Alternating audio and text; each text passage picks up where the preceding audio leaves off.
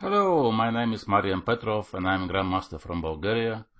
Today we're going to continue with our opening course, and this time finally we have finished with the moves after e4, e5. You see there were so many openings after e5, but now we can move on, and today I'm planning to show you the next possible opening, which starts with the e-pawn, which is e6, and this opening is called, maybe you know, French defense. Okay, so what is the idea behind this move? Why do we play the pawn just to e6, not to e5? It looks like e6 is a bit more passive move, and also now we see that there are two pawns on the road of this bishop. So very often in this French defense this bishop has some problems because of this. And the idea of this move e6 is actually to support the pawn to go to d5. So in order, let's say, of d4, d5. If white capture with the pawn, so black can also recapture with their pawn, and then the bishop will be open here on this diagonal, so more or less the position will be equal. That is the point why, from white's point of view, usually most of the people don't take on d5 because they want to keep this pawn on e6, and therefore this bishop to be a little bit more passive. So after the d4, which is the main move, d5, now white have three possible options to defend the pawn on e4. They can defend it with a knight from c3 and also from d2, and they can play the line e5, which is called the advanced line, and in the past this was the most popular line, e5, because the other ways to defend the pawn, let's say bishop d3, it's also possible, but then black can take with the pawn on e4, and after this bishop captures, now the move knight f6, for example, will be with the tempo, and then the bishop has to retreat. So that's why usually this bishop is not going on d3 so earlier. Another moves which are possible, let's say, if we defend, of course, with this pawn, this is also not so good to play f3, because then black can just take on e4 with the pawn, and after pawn takes, they have this queen h4 check, reminding a little bit of the king's gambit. Apart from d4 here, there are other moves which are possible. The most natural other move is knight f3, but then after d5, black have less choice comparing to the line on d4, because now they can either take on d5, which will transpose into the other line, the exchange line, or they can play e5, which more or less again will revert to the line with e5, the advanced line, or knight c3. There is also a line in which white are playing the pawn only to d3. So it's a little bit similar to what both players are doing. They're moving one of the pawn only with one square and the other pawn on two. So now this pawn is supporting the pawn on e4, and the pawn e6 is supporting pawn to d5. And in that case, usually white have to play knight d2. Otherwise, black can just exchange on e4 and then trade the queens, which will suit them. So after knight d2, now this is very complicated line. Usually black are playing knight f6, although there are many other moves. And then, since this pawn is on d3, most of the time this bishop is going on g2. So white are playing g3 now, or first they can play knight f3 and then g3. In general, this bishop is going on g2. So one of the most popular lines is with c5, let's say bishop g2, knight c6, knight f3. So this is not exactly typical French defense, because the pawn is on d3, but still this is a possible line for white. Let's say castle, castle. And now in this line, white are trying actually to launch an attack on the king side, in case black allow them to play the move e5, because also black can take on e4 all the time and play themselves pawn to e5. But if they launch the pawn attack here on this queen side with b5, let's say, then usually white are launching now e5, and after knight d7, rook e1 is possible, and then usually black wants to play b5, a5, and then b4, a4, they're pushing all these pawns here, and white are trying to first to defend this pawn, then this knight usually is going to f1, so he can release the bishop who goes to f4, and then this knight from f1 after h4 is going to h2. So let me show you one possible line, b5, knight f2, let's say a5, so now h4 is played, so they can still pushing the pawns like this. Like I said, this bishop goes to f4 most of the time, and this knight goes to g4, and then white is trying to play h5 and h6 in order to provoke g6, which will give them possible play on these squares here. So this is one of the complicated lines in French. The other not so popular line here is also queen e2. This move looks very strange. The basic idea is that d5 now will be met by pawn takes. So now obviously pawn takes is not possible because this pawn is pinned, and black have to take with the queen, which will be something like the Scandinavian defense.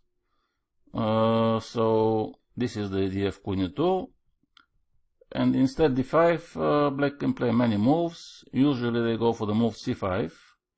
So now this is something like Sicilian defense after e4, c5. But then white have made this strange move queen e2. And typically when the queen is on e2, again this bishop has to go to g2. There is no other way. So now white can play knight f3, let's say knight c6, and now pawn to g3 is a possible line. And now again black can play knight f6, so they can put this knight on e7. There are different possible lines. If they play knight f6, this is a very possible line again, d5, now d3, and it will revert to the previous line. The only difference is that the queen is on e2, but more or less this is the same ideas. Also another rare line here after e4, e6 is the line b3. Okay, the idea of this is of course to put the bishop on b2, and after d5, even now white are not exchanging on d5, but they are playing immediately bishop b2, which gives them black a chance to capture the pawn if they want, or just to play knight f6 or c5. There are many possible routes for black. Let's take a look if they take the pawn. So now usually white are playing the move knight c3. So these rare lines are played usually if you want to avoid the main lines in French defense and want to play a line which your opponent maybe doesn't know so well. Otherwise they don't promise some advantage for white, just the game is completely different from the French defense. Let's say now if black tries to defend this pawn with f5, it will be a little bit risky because now white can try f3, and if you take on f3, now white have a very good development, and again this is some kind of gambit, white a pawn down, but they have developed already 3 pieces, 2 knights and the bishop, so they're going to play d4, bishop c4, castle, and also this pawn is going to be very weak, because it will be on this semi-open file. That's why usually f5 is not so good move. So after knight c3, black are playing knight f6, and now there are 2 possible deviations. If you want to play more calm, you have to play queen e2, and then just recapture with a knight. After, let's say, knight c6, you can just take knight takes e4, and then play knight f3. You can castle here if you want, or play g3, bishop g2, or if you want to be more aggressive, you can play the very risky move g4, and then the game is very double-edged. But g4 you have to be careful because it's also exposing your king side, so now the game is really very sharp. So now let's move finally to the main lines. after d4, like I said, d5. And here, the move e5, so-called the advanced line, was very popular in the beginning of the 20th century. And especially the most famous player who was playing this line was Aaron Nimzowitsch, who wrote a whole book about this system. And not only about this system, but he has his ideas about the chess. He was a very positional player, and he found a lot of new ideas for his time. So the idea of this move e5 is first of all not to allow black to exchange on e4, and then this pawn is taking control over f6 square, so now the knight cannot move to f6. So eventually it can move to e7 and then g6 or f5, but it will take him 2 moves instead of 1.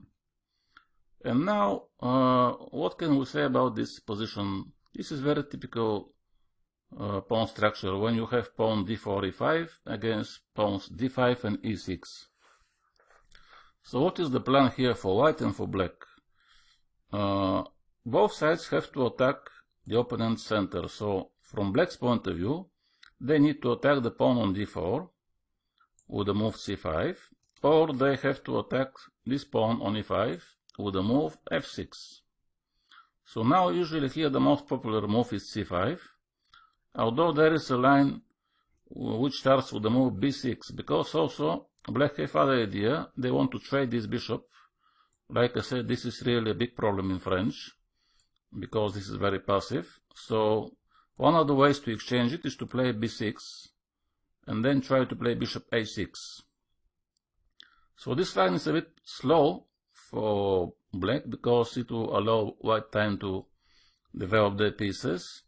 But since the position is closed, here usually, even if you lose one tempo, this is not so dramatic like, let's say, it will be in King's Gambit. There is one little trick here. You have to be careful if you do this with black, because now, in case white moved the c pawn here, c3, now bishop a6 is not possible, because after bishop takes, knight takes, now queen a4 follows, check, and you're losing the knight. That's why, if you want to trade the bishop, you have to start with the move queen d7.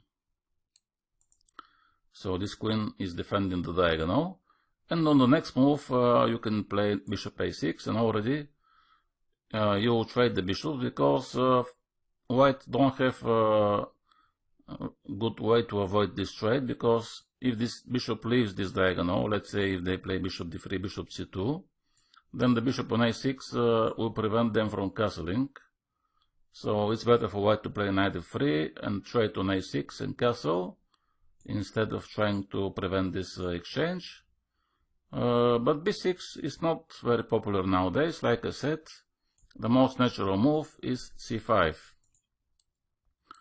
Okay, since now black wants to take on d4 and break our center, we have to defend it with this pawn c3.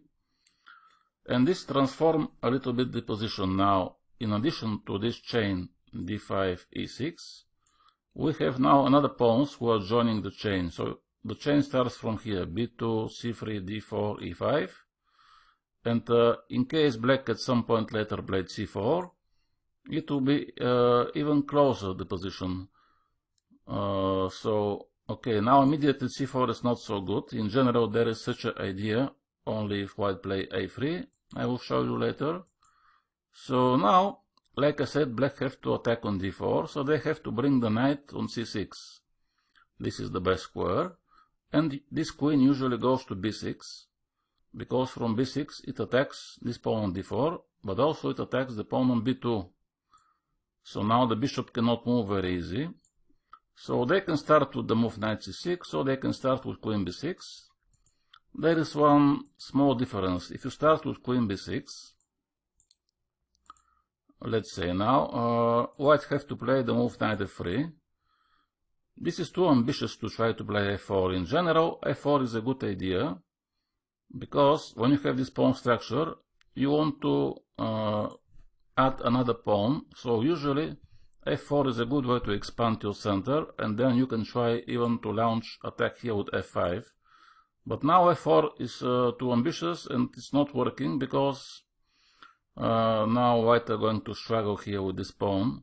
So after knight c6, knight f3, let's say knight h6.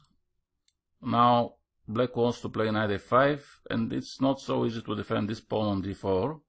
So that's why, unfortunately, there is no time for f4, and we have to play modest knight f3. So now, about the difference in the move order. If you play knight c6, it will transpose to the other main line with knight c6, the previous move, and queen b6. But here you can include another idea, which is bishop d7. And now white have to move this bishop somewhere. They have two moves, bishop d3 and bishop e2. Like I said, you cannot move this bishop, and there is no point to move this knight from b1, because knight e3 is not such a good move. Knight d2, it will expose a little bit this pawn on d4. That's why first usually white are developing this bishop, and then they are trying to castle. So now there are two moves, like I said. Bishop d3 is more ambitious.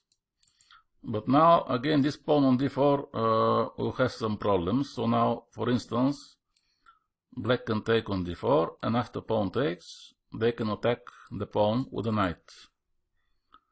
And here, if you go back with the bishop, it will be a waste of time. Bishop c2, black can play, for instance, knight b4. And this is very vital for white not to trade this bishop for the knight. Because this is your strong bishop if you play with white, actually. Because this bishop gives you a chance to attack on this diagonal and on h7 pawn. So if you want to exchange the bishop, it's better to exchange this one if you want, if you can, but not this one. So knight b4 is a big threat here. And in this position, actually, usually white are playing the move castle, and they're sacrificing the pawn. Okay, black have to take the pawn, and they have extra pawn, but from the other hand, white have again the initiative, because they have better development. So here there are two possible ways, knight d2 and knight takes. And after knight takes, queen takes, knight c3 is played, even they sacrifice another pawn, which black are not obliged to take. If they take, the line goes rook e1. And now the idea is that this move, queen d6, will be met by knight d5 at some point. And then if you take with the bishop, I take, and you have to move the king, and if you move back with the queen to b8, then there is this queen f3, with bishop f4 idea, and it's dangerous for black. So that's why usually they don't take this second pawn. So here, if we go back a little bit, it's safer for white to play bishop e2, because this will avoid this pawn sacrifice. So if you don't want to sacrifice, you have to go bishop e2. And now the idea of this early bishop d7 is bishop b5. Okay, so again we go to this idea to trade the bishops. Although, again, black are losing one move. So because they play bishop d7, bishop b5, bishop e2, and this time white can just develop their pieces, so they have some advantage into the development. But like I said, this is not so dangerous because the center is closed. There is one thing here, you can play immediately bishop b5, or you can first trade on d4. The difference is that this move order, bishop b5, is giving white a chance to play the move c4. And now let's say if you take with the bishop, they take, and after this move they play d5. So if you want to avoid this deviation, you can trade first on d4, and after pawn takes, then to play this bishop b5. So this will keep the center closed. There are no breakthroughs with c4. But from the other hand, now this move order gives white a chance to play knight c3, and after bishop takes, if they take with the queen, it will be okay for black. There is no difference if you take on d4 or not, but now they have this chance to take with the knight on e2 actually, which I think is very dangerous for black, because this knight is going to g3 and then is going to h5. So let's say you play knight e7, I go knight g3, and then knight f5 not so easy, because then I can always take, and you have these double pawns. And if you go knight g6, let's say, I can go knight h5, and then you are going to struggle with this pawn and with this bishop. So I think in general this is very good idea for white in this line, after bishop b5. So let's go a little bit back. After here e5, c5. Okay, let's go to the main line, c3, knight c6, knight f3, and now queen b6. Like I said, bishop d3 is a pawn sacrifice. So you can play now bishop e2, but there is also another line in this move order with queen b6 and knight c6. You can play pawn to a3. The idea of this move is to prepare the move b4, so you can get rid of this weakness on b2, and finally you can move somewhere this bishop, because otherwise you cannot develop the bishop.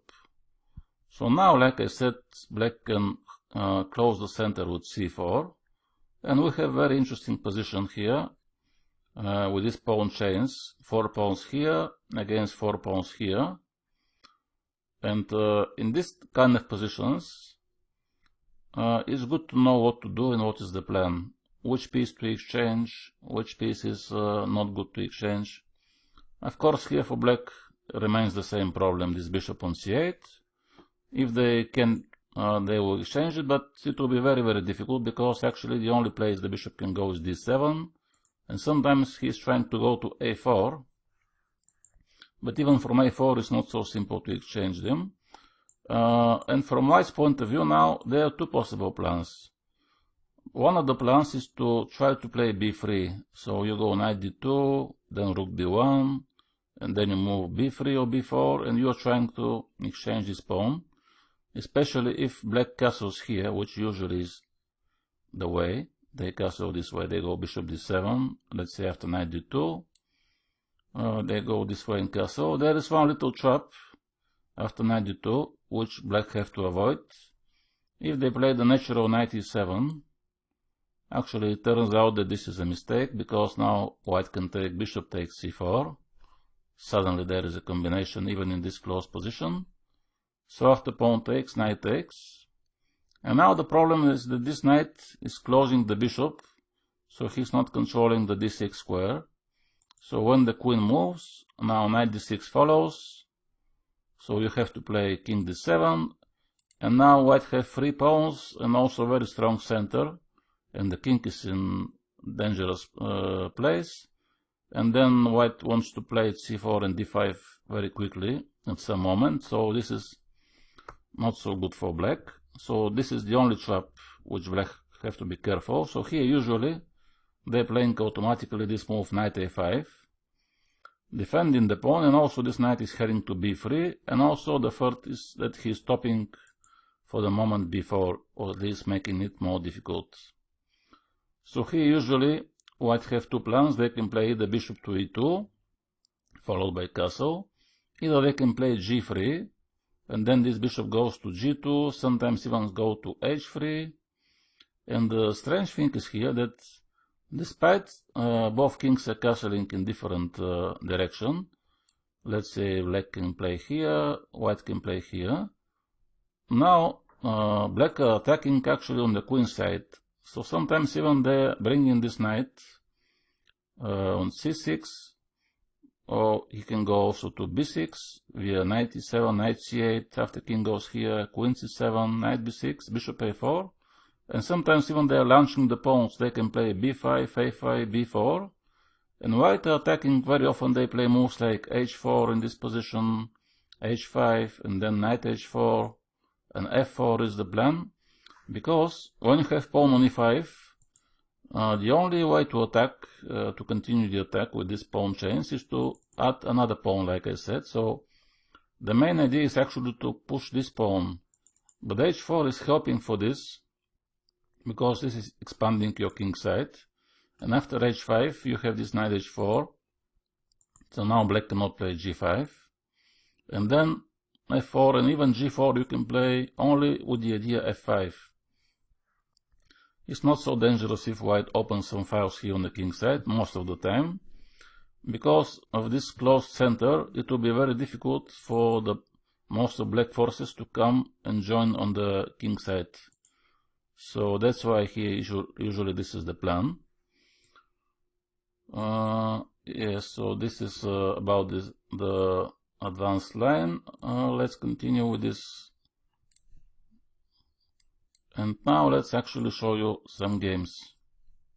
So let me show you one classical game of Aron Nimzowitsch from the 1911, sorry. So here he was playing with white, and after queen b6 he played bishop d3, bishop d7. And now he decided not to sacrifice the pawn, but take on c5, which is in general not so typical idea to take on c5, especially when the bishop is on f8. Sometimes, okay, if the bishop is developed, you can take on c5, because it will mean that he will take the pawn with two moves instead of one. But now this is also a possible move, and now he is castling, so he is happy to play this position. Despite he broke his pawn chain, so obviously pawn d4 left, but actually he found out this very interesting thing, that even if you don't have a pawns on d4 and e5, you can still use these squares by putting your pieces here. And actually the ideal situation will be if you can have knight on d4 in this position, because then it will mean that this knight cannot be attacked by enemy pawns, since the pawn e5 is here. Let's say you have knight on c5 is also not possible, and e5, so this knight will be in the center, and he will have a very strong position. So now black are trying to attack the other pawn, which is also very normal and typical plan. So they want to exchange both central pawns, and in case of pawn takes, knight f, to develop the knight and the bishop with tempo, with one move. So now Nimzowitsch is playing b4, attacking the bishop. So the bishop has to retreat on e7. And now, of course, he's not taken on f6 because it will help black, but he is developing his bishop on f4. So now it's not so simple for black to develop this knight on g8. Knight h6, white can just take. And if you want to develop this knight, you have to take on e5, which they did. Knight takes, bishop takes, and now knight f6. And here we have this interesting position in which black have managed to trade these pawns, d4, 5, for their f and c pawn, and in general it should be fine for them, since they have the two central pawns, e6 and d5. The problem is that these pawns, if this bishop, let's say, was not on e5, but he was somewhere here on c1, black could have played pawn to e5, followed by pawn e4, and they will have a good position. But now this pawn is a bit weak, and also this bishop has to defend the pawn all the time, so he's not also very active. And white are having control over these two squares. So now the knight is heading, like I told you, to d4. So this was one of the main things in the Nimzowitsch system, that he wanted to put these two pieces here, two knights if possible, or knight and bishop, or knight and rook, or queen. And this is called blockade. He is blocking these two pawns, so he found out this interesting thing in chess, which is called blockade. When you put your light pieces, usually knights and bishop, in front of opponent pawns, so first of all they cannot move forward, and then they have to be defended by their own pieces, which cannot pass through them, so they have to sit back and only defend. So this is very interesting game to demonstrate this idea. Knight f3, and now the bishop d6. So now black will trade the bishop, but another piece will come in his place. It could be the queen or the rook. Nimzowitsch is playing queen e2, with the idea if black take on e5, he can take with a knight or with a queen. Both moves are fine. rook c8 was played in order to attack the pawn, and now he decided to keep this bishop for the moment and playing bishop d4, which means now that the queen should move, queen c7, and now the knight is coming to the place of the bishop. It's very interesting. It could have been the reverse way. It could have been bishop e5, knight d4, but he chose this bishop to be on d4 because he defends the pawn on c3, defends the knight, and also eyeing maybe this pawn on a7 later on. So for this very typical position, what is the plan usually? Like I said, nowadays everybody automatically will play next move with white, pawn to f4, because this pawn will support the knight, and also here you see there are two pawns for black against three white pawns, so we have with white here pawn advantage. And that's why usually when you have pawn advantage you have to push the pawn who doesn't have opponent pawn against her. So f4 is typical way, and then you can play if you want g3 to defend the pawn, but this move is needed to defend the knight. Here Nimzowitsch decided to skip this idea. After bishop e8 he played rook e1, and now black took this knight, which gives them now a little relief, because this knight was very strong, but long term now this bishop is very strong on e5, so white have two bishops, both are very good on these diagonals. This bishop again can go back to d4, so this pawn will be still weak, and after bishop d4 let's say they can try queen e3, so if you play a6 it will expose these squares here at c5, b6. If you play b6, it will be this break a4, a5. So this bishop on d4 is much stronger than this knight on f6. Now queen c6 was played. He went back with the knight, attacking both pawns.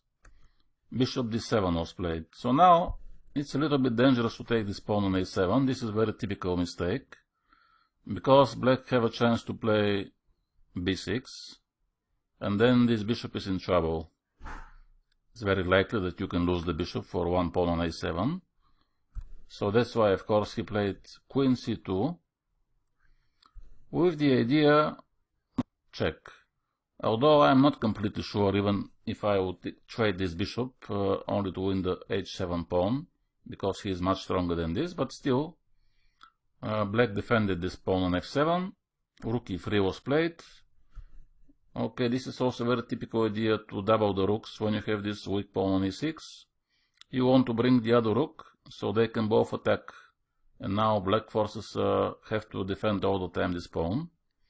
b6 was played to keep this pawn on a7, but now white switched their attention to the king side, and instead of rook e1 they went for rook g3.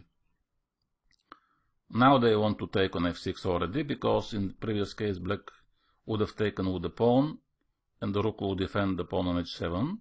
So now they want to take, so the king retreats, and here Nimzowitsch found a very nice combination, which is bishop h7.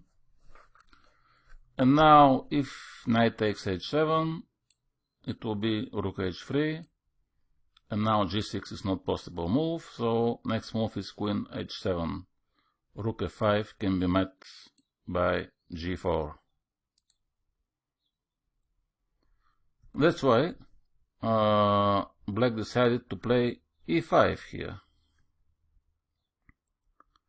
So in case a bishop takes e5, now already I can take on h7, and you don't have rook h3 because the bishop will take the rook. So now after e5, white have to play bishop g6, attacking the rook, rook e7, and now if you go back with the bishop, if you play bishop e3, black can take on c3 with the queen. That's why white played rook e1, pinning the rook, so after pawn takes bishop, rook will take on e7. Now queen d6, still attacking the bishop, so now we are retreating, but the pawn is more or less safe. After d4, now bishop g5 followed. This is much better than bishop d2, because now the bishop is pinning the knight. So after rook takes, this trade here, white kept the extra pawn. They kept also their pair of bishops, and also even the black king is in slight danger. So after king g8, a3 was played in order to release the queen from her duty. And after a few moves, bishop h4 was played, very interesting idea. The bishop wants to go to g3. Bishop here, bishop f5. So now in order to stop bishop g3, black trade here everything, but the end game is lost for them because they have pawn down. So after king d6, bishop takes, followed by king f1, and now h4, and black here resigned. So let's go back to the starting position of the French defense, and now we move to the line with knight c3. This is maybe nowadays the most popular line, and now black have many possible replies. First of all, c5 is not so good, like in the previous line, because now after pawn takes, eventually when these pawns are traded, even now white can try to take on c5, black are going to have this weak pawn on d5. That's why, after knight c3, usually they play the move knight f6, attacking this pawn, and now pawn takes, again will be not so good for white, it will not bring them advantage, so they have to play the move e5.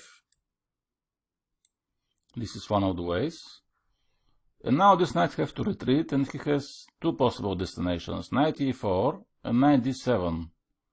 Knight e4 is not so popular, because now this pawn on e4 is very vulnerable, so black have to be very careful after knight e2, knight c3, let's say. They can have some problems. That's why most of the people prefer to play knight d7. And again we have this structure d4, e5, like in the advanced line.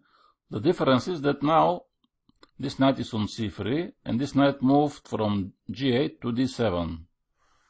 So, okay, is it better to have knight c3, or is it better to move this knight to d7?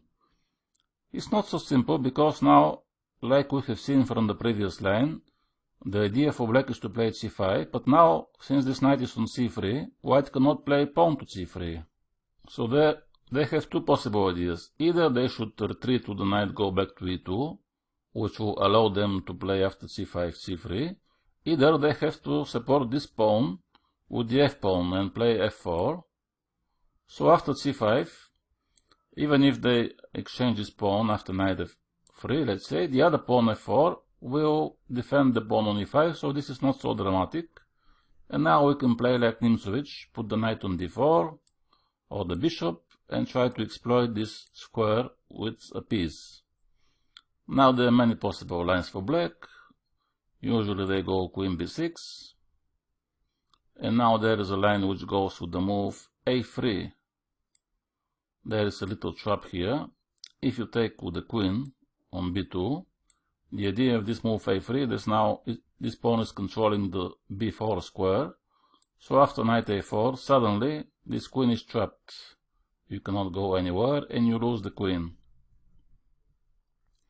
That's why here most of the people take on d4, and after knight take, still you cannot take the pawn because of knight a4, but you can play a move like bishop c5, and then knight a4 can follow, and there are many lines, so knight can take on d4 and then bishop c5. Usually the fight is who is going to control the d4 square, and this is the main idea of this line. Also, other possible deviation here after knight c3, instead of knight f6, this is the other main line, bishop b4, pinning the knight and attacking this pawn. So now white have many options. The main line goes with the move e5, defending the pawn, and again it will be the same kind of structure. And now c5 looks like a big problem, because now we don't have c3. But after pawn a3, in case the bishop takes, suddenly we have the pawn on c3 who is defending our center. And also now white have pair of bishops. And they have managed to exchange even the good bishop, which is fine for them, because, like I told you, this is the problematical bishop for black. So this position is very complicated. Obviously, white have double pawns, and it's close position. So in close position, sometimes, most of the time, knights are better than the bishops. But it's not so simple for black to exploit these double pawns, and white have a very good attacking chances, often here after queen g4, let's say. Now g6 will expose too many dark squares here, so white can play bishop h6. And if you castle, you have to be prepared for some bishop h6 ideas. So this line is very, very complicated. Sometimes even black is sacrificing this pawn on g7 and also this on h7, so they play the move queen c7. So there are lines like queen takes here, rook g8. So this is one of the sharpest lines in French defense, pawn takes. So now they want to give this queen c3 check in case of taking, so white can play knight e2. And the line continues. This is a very long line. But in general, this is one of the most complicated lines after knight c3, bishop b4. The other possible deviation here, instead of bishop b4, black can just take on e4. By the way, they can do the same in case of knight d2. So if you want to take on e4 and you play with black, for you it's not important if white play knight c3 or knight d2. You just take on e4 and then knight takes. And now we have another typical position, pawn on d4 against pawn on e6. So now here white have 4 pawns against 3 on this side, and black have 4 against 3. But white pawns are more active, so this structure is better for white because they have more space. For black it will be very difficult to push this pawn forward and try to use the pawn superiority here on this side. And for white, they can play knight f3, bishop d3, d4 and support this pawn. So most of the times here black play this move knight d7. And after knight f3, they play knight f6. This is the idea, to play knight d7, so you can defend this knight. So in case of knight take, you can take with the knight, not with the queen. Because with the queen, you have to be very careful for such ideas like bishop g5. Or even white can be clever and play, let's say, bishop d3. And now if you play some normal move like bishop d6 or b6 or c5, suddenly after bishop g5 you can lose very quickly the game. So yeah, like I told you, the idea is to take with the knight, or in case of the pin, then they go bishop e7, and let's say knight takes. Now it's possible to take with the bishop, also with the knight, and most of the times the line goes like this: bishop d3, then c5 can follow, white can castle this way, or they can move the queen and castle the other way. This knight sometimes jumps to e5, and white have a little bit better chances because mostly because this knight is more active and go to e5, and also this bishop is more active than the other one. So this line is a little bit better for white. So let's move a little bit back until they go to the next line with knight d2. Instead of this move knight e4, now the difference is that now the knight is on the way of the bishop actually. So the good thing is that now we have this move c3 available if we need to support the pawn. But the bad thing is that now we cannot develop our bishop. So sometimes, actually most of the time, black cannot take on e4 because they want to explore this, that this knight is a little bit on the way of the bishop. So now they can play many moves. Starting from even this move a6 is not so bad. Knight c6 is also a possible line to attack the pawn. Knight f6 is maybe the most popular line. And they can play also the line with c5. Because now the difference again with the knight c3 line is that okay, in the previous line, when we take pawn takes, this pawn also a little bit weak. But now the knight cannot go to c3 to attack her. So even this position, it's not so simple to attack the pawn on d5 now. because this knight is on the way of the queen and he cannot go to c3. So you can do the thing which Nimzowitsch did to block this pawn after pawn takes, to play knight b3 and knight f3, and not to attack the pawn but just block it.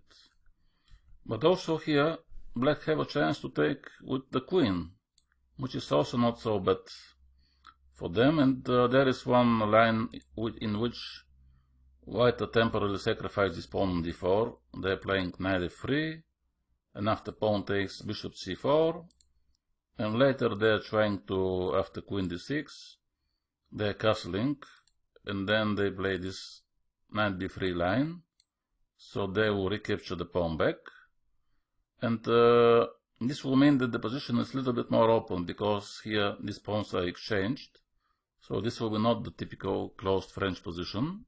This is one of the possible lines, but if we play this line knight f6, now obviously we have to play e5 with white, there is no other way, and knight d7. So now this is the same position, but just the knight is on d2 instead of c3, which gives the white, like I said, the chance to play pawn to c3, which was not possible in the other case.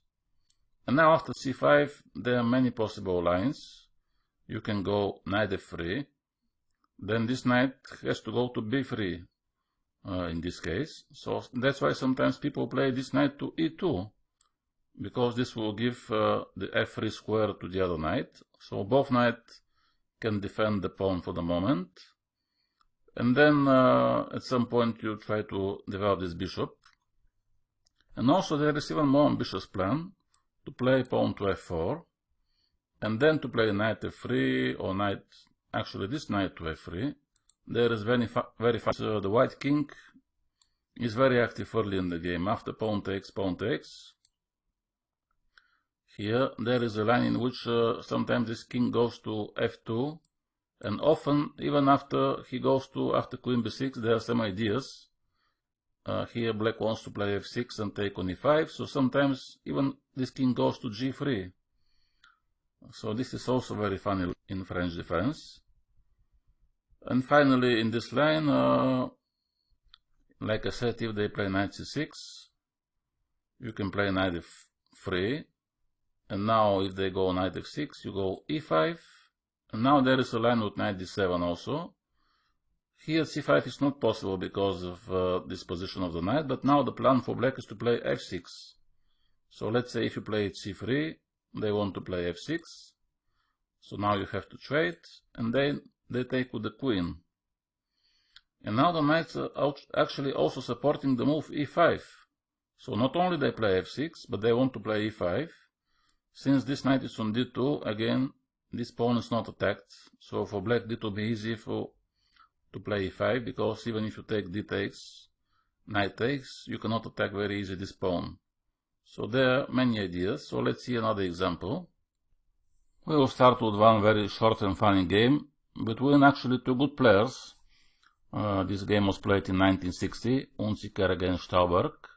So here after knight c3, like I told you, knight f6 is one of the lines, and now instead of e5, there is also a move which is bishop g5, with the idea, in case of black taken on e4, knight e4, so we will revert to this line which I told you before. That's why bishop b4 is one of the possible moves, and now the position is very complicated after e5, which looks like white is winning. Suddenly there is this move h6, attacking the bishop. So now if you take the knight, I take the bishop, and if you retreat on h4, black can just play g5. And actually it turns out that this is okay for black, but in the game was played the other line, which is bishop e7. This is a more modest continuation. So now e5 is played, and now knight d7. And here there are two possible moves for white. They can take on e7, and then queen takes, and after this they usually play the move f4. Again with the same idea which I told you when you have knight c3, that you have to defend this pawn on e5 with the f pawn, so in order when black can exchange on d4, you have additional defense here. And now also black have to be careful with the move c5, because if they play it immediately, white have this move knight b5, with a threat knight c7 to take the rook, and also knight d6 check. So they play usually here first the move to a6, preparing the move c5, knight f3 c5, and then this is the normal line. But apart from this exchange on e7, it's also a very interesting move h4, which was played in this game. What is the idea of this move? The idea is to provoke the move h6, and then after h6, then you trade, and then, since this pawn is on h6, white can castle on the queen side, and if black castle here, now it's more easy for them to play g4 followed by g5 when the pawn is on h6, so they can open very fast and some files here. So they want to open the h file eventually. So that's why at that point black were playing the move f6. So they wanted to trade this pawn again, and in case of pawn takes, they can take with the bishop or with the knight and continue with their plan. So here white were playing the move queen h5. This is very interesting move. Okay, you can say what's going on if you play g6. Didn't you lose the bishop? Because if you retreat with the queen, then I can just take the bishop. But now white can take on f6. And in case of pawn takes, now we take the bishop. And black have to take on e7. And this endgame will be better for white because black have these double pawns. Again, they have a weak pawn on e6. They have a bad bishop on c8. So in general, g6 was not very good. So black were playing the move king f8. Now already on f6, knight takes, and they go back with the queen. So they lost one move to play queen h5, but they moved the king to f8, and now black cannot castle. So c5 was the main continuation. Now with the idea knight c6, and white have to take on c5. And b6 was at that time interesting pawn sacrifice, with the idea if pawn takes, queen takes b6 to attack on b2 and to open this b file. So eventually when white castle here, black can play knight c6 followed by rook b8 and start quickly attack on b2. But instead this Unziker played the move h5 with the intention to push the pawn to h6. And here black could have played pawn to h6, but they thought that this is not a big threat, so they just took the pawn back. And after h6, g6, it looks like they have a safe position, they defend everything. After castle, the knight is defending on f6. Now rook e1 was played, attacking on e6, and black decided to play the move queen b6, which looks very good. The queen is going to b6, so now they want to play rook b8 to attack on b2. This is well defended with the knight and with the bishop. The pawn is defended. But now suddenly, bishop b5. And black starting to feel some problems here. Now the threat is bishop takes d7. And now suddenly this knight is not so well defended. So they went king f7. But now the knight is coming to h3. And now there are some various threats in the air. Bishop takes d7, bishop f6, knight f4, knight g5. Black have to be very careful, but they weren't, and they played the move a6, which turned out to be a decisive mistake, because now white are taking on d7, the only move is bishop takes, and now after bishop takes, it looks like black are defended, but unfortunately after this check, this was the consequences that black allowed white to push the pawn to h6. Now there is now king g7, and king e7 is the only move, but now knight d5 is winning the queen.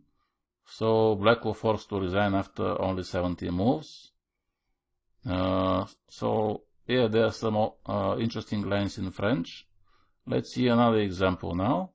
And this time we will see a little bit more recent game from 1980s, which was played between very famous players from Soviet Union, Rachel Vaganyan and Lev Sakis. And here I played the line with knight d2 instead of knight c3.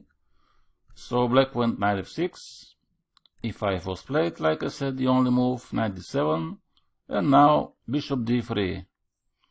Very typical move. This bishop is going to this very good diagonal, attacking on h7. This is the main idea. Knight c6 was played, and now, like I told you, when you have knight on d2, sometimes the other knight can go to e2, so it will leave the square f3 for this knight, otherwise this knight have to go to b3, which is not so great.